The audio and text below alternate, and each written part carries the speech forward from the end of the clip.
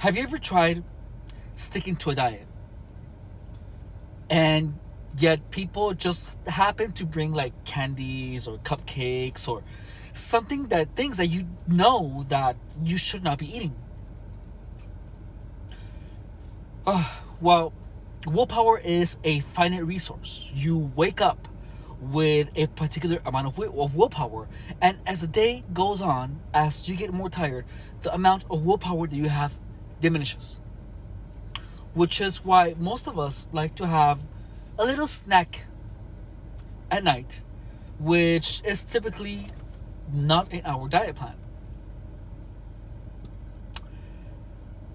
I'm about to tell you the easiest way where you do not need any willpower to stick to your diet. It's surprisingly simple, and it is incredibly effective. I don't want to call this a hack because it's not. Well, it might be, but listen. Let's say that you like carrot cake, right? And then you have a friend that doesn't like carrot cake. So let's start from there. So then when you look at the carrot cake, your mouth gets watery, you remember the sweet cream, and then the moistness, the moisture in your mouth, and all the delicious carrot cake flavor. However, when the other person sees it, the person that doesn't like carrot cake, they feel disgusted. Maybe they want to throw up. So that in itself tells you that the thoughts, the memories, what you feel when you see carrot cake is dependent on your interpretation of the cake. So there was a point when you tasted it that you decided to like it. And because you made a decision, you remember the beautiful tastes, the beautiful flavors, the delicious flavors. I'm sorry, the delicious flavors. You decided that your mouth would water every time you would think of cake.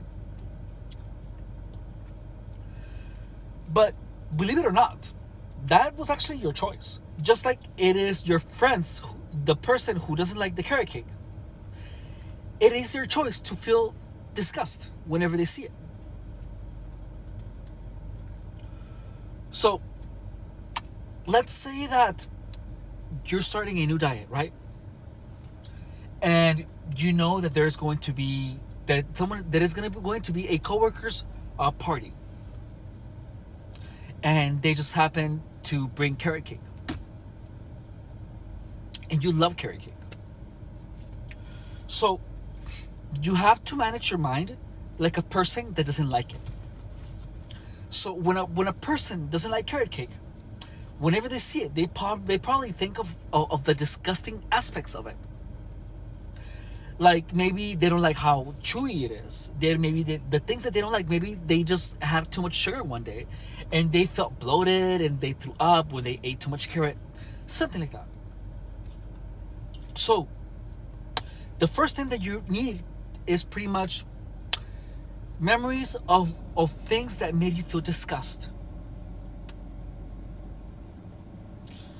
You have to try to remember how your stomach felt, maybe a time that you ate something and it made you throw up. So what you do is that you have to tie in those sensations, those memories, to when you look at cake, to your perception of a cake. Your perception of a carrot cake is, oh, it's delicious, it's moist, I love it, it's amazing. So whenever you look at a cake, you have to look at it, and as soon as you feel the memories, the thoughts of where you are enjoying the cake are coming, you have to replace them with memories of disgust, with you have to try to remember how bad you felt when you just ate too much of something and you felt sick. You have to replace all these memories. Like, you have to actively try to replace them. And then it's an exercise that you do with your mind. And you do this enough times to a point where it will be automatic. You are actively changing your perception of that. This is the thing. That perception is not going to be permanent. Perceptions are easily changed. And the fact that we are not really aware of how our perceptions actually work, we feel that we don't have any power over them. But all it takes is repetition. For example, I'm not sure if you have been with me from the beginning of the channel. I used to smoke all the time. But now, what I did was that I would look at a cigarette, and I would think how bad my breath was, how disgusted I felt, because I would walk around and I would smell like cigarette. How the freaking flame burned some of my clothes. How disappointed I felt when I was just smoking. And the trick though is to have these memories instead of the pleasant ones. Whenever I thought of the high that I would get from smoking a cigarette, I would replace it with, I'm disrespecting my mind. And that's exactly what happened. I practiced this. And now, whenever I see a cigarette, I don't have, cigarette. That doesn't go through my mind anymore.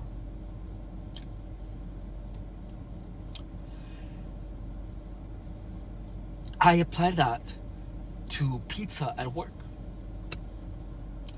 I applied that to, it is a perception that I decide to have until it is time for me to enjoy food that when I have a break from eating, from having such a rigorous diet. You don't have to kill yourself, and you don't have to use willpower. All you have to do is know how to manage your perceptions. So, whenever I hope I'm explaining this correctly. So, I'm gonna go over it again. Let's say that you're at your home and you love chips, and you can't stop eating chips. So let's say there's chips. So instead of being chips, and then you remember the saltiness or the crunchiness, when you feel that those memories are gonna come up, so instead of having those memories, you think of all the grease, of all the oil, of how ugly you're gonna feel after you eat them, how fat you're gonna feel, how weak to fucking chips. And once you do that enough times, you're not gonna need willpower, because that perception of disgust and weakness and fatness, or an undesired fat, you will tie it in with the vision of when your senses perceive chips. Now with me, because I was getting gang stalked for 7 years. Gang stalking is all about perceptions. So I have a flexibility that is not typical. It is in my perception, so I can change my perceptions really fast. And even with that flexibility, it takes me 3 days to get my perceptions to where I want them to be. So, for example, with chips, when I know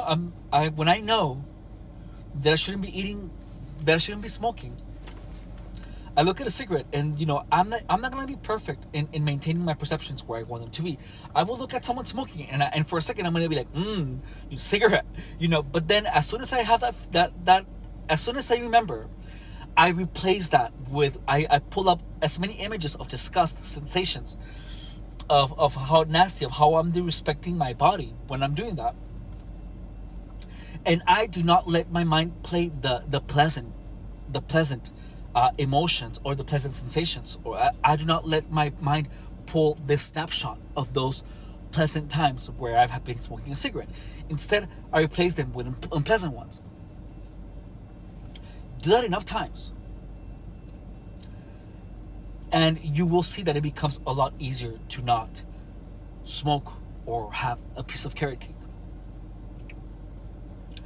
This is the thing, is that because you like carrot cake, you will, regardless of how your mind processes it, that is when you're going to be able to notice, when you're going to be creating different, where you are going to become aware of your consciousness and your mind. Because your consciousness knows that you love it,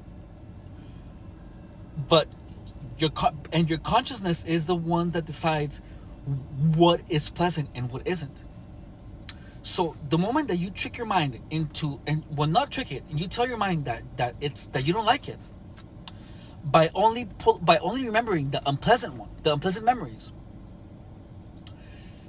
when you look at it next time, your mind is not gonna create the that was delicious, because you're reprogramming your mind to have unpleasant sensations when you look at the carrot cake, when you look at the snack, when you look at a cigarette.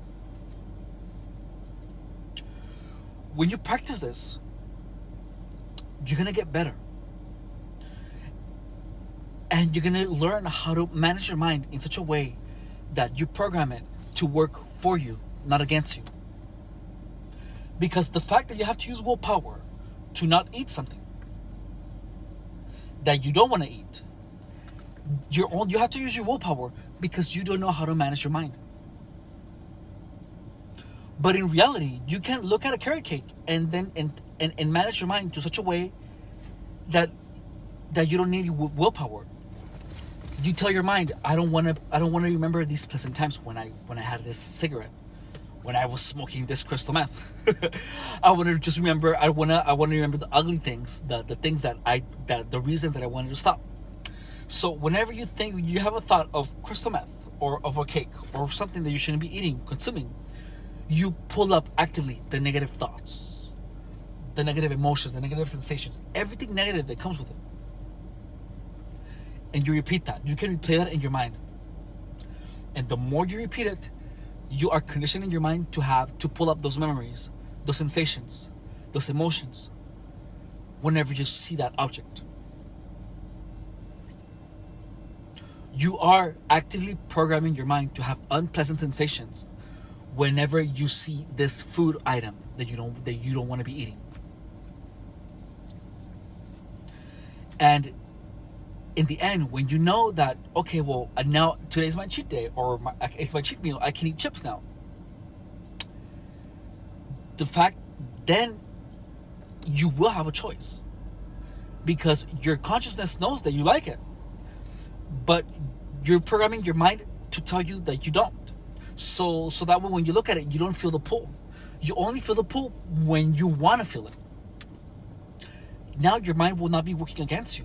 You are working with your mind. You are literally programming your mind to have to pull up the physiological emotions, sensations, memories whenever you want to have them.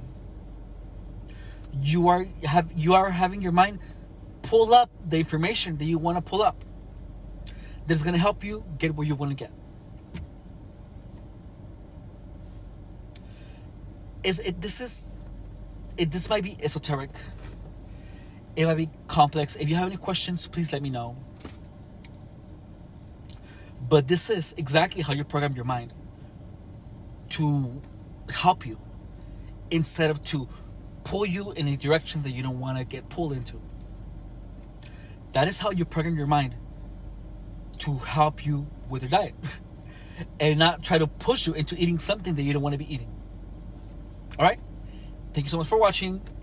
This was my first try in trying to explain to you how to program your mind. And I will probably make more videos about the same topic, where we go deeper, or where I am able to give you a more concise and clear explanation. If you have any questions, please let me know. If you have any questions, please let me know. Again, my name is Anonymous, and in this channel we talk about gang stalking, we talk about psychology, when we talk about mental programming. All right, thank you so much for watching. Bye.